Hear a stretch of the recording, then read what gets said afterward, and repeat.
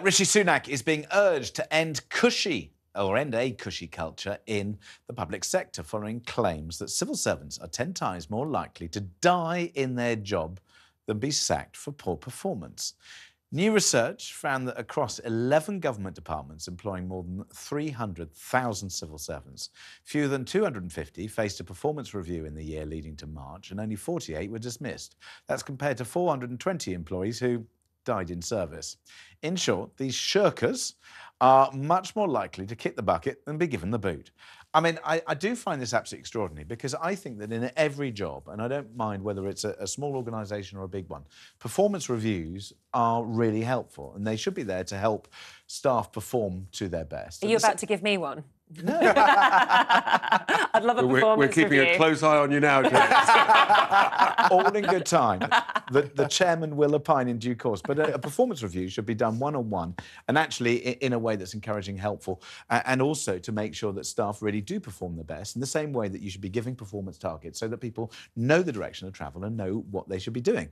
But I think that civil service seems to be stuck in the 70s where they don't do performance reviews. I mean, when I worked for Morgan Stanley Investment Bank, very far advanced in this, you have 360-degree reviews, so you are reviewed by everybody. And if you give your managers or people who you work for bad reviews, they will get pulled up on it just as much as if you are the outlier. So 18 people may do a review. If you're the one person, you will be not told that you're wrong, but you will be pulled up on it if nobody else is saying the same things as you are. So it's a really comprehensive system. The government need to wake up. We've got a civil service that costs a fortune. We need to get more from them.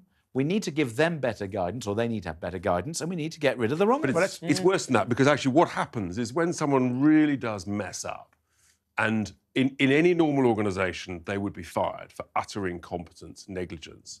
What happens is they quietly get sort of shuffled off to a different department, very often with a sort of some form of with a nice reference and a promotion in order just sort of to smooth the way into some new title, basically for failing. And a gong.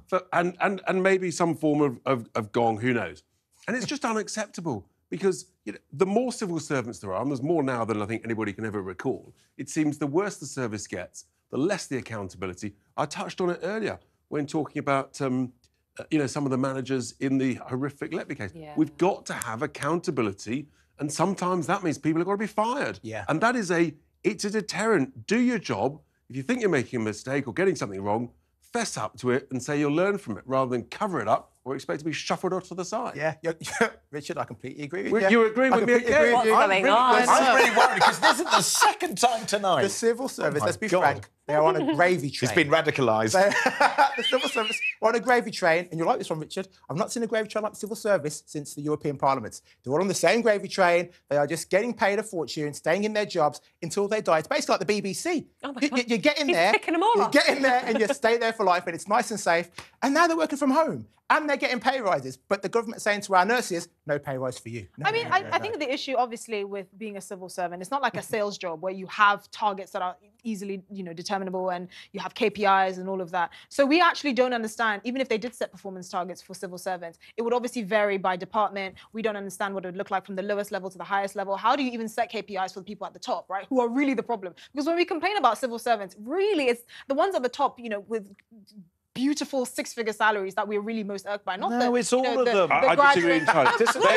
They are in charge of. They are in charge of the business of providing a public service to us, the people, that should get better every year. Yes, and it's the people at the top who should be fired first if they don't perform. It's as simple as that. That's exactly the point I make. How do you assess the people at the top, and how do you in the have same that way you do culture at trickle Morgan down? Stanley or at the company I work for, whoever. So the super civil servant.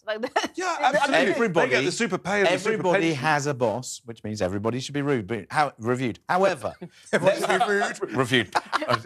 I don't know, fired. Anyway, let's have some more madness from the blob. Here are some people who could probably be fired. So the Foreign Office has told government officials not to use the term hostile state because it risks upsetting China.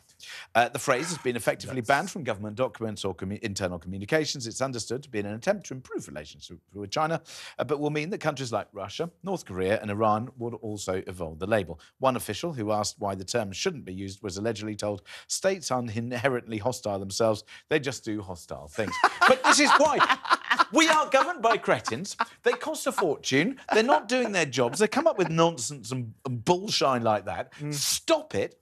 Fire those who are useless and incompetent. Save the money. Get more stuff done. We're pandering look, to the enemy. obviously. We can't say anything bad about China because we need them. They give us loads of Unfortunately, dough. that is the nuances of international relations. You have to manage each relationship as it is. I'm agreeing with Esther. What's going on? Bringing it back to the point of civil servants, though, not all departments are made the same. I have loads of friends that are civil servants because, surprisingly, they're all politics graduates. So You've got a lot of lazy friends then, I have, Esther. yeah. Gravy Well, no, but the train, thing is, home. they are the first to attest to the fact that really there are huge disparities in the quality of staff depending on department. There's some departments that are awful, and you go in there and you're just like, wow, you people have no real life experience. And the others were like well, the Department of Defense, for instance, which is run like a well-oiled machine because I assume Really? Well, seriously, because Is it? No, it is. Is really. it? Yeah, well, it is. Have you looked at their procurement performance over the last 30 or 40 years? Absolutely shocking. It sounds like the restaurant you go to at lunchtime is called the Gravy Train.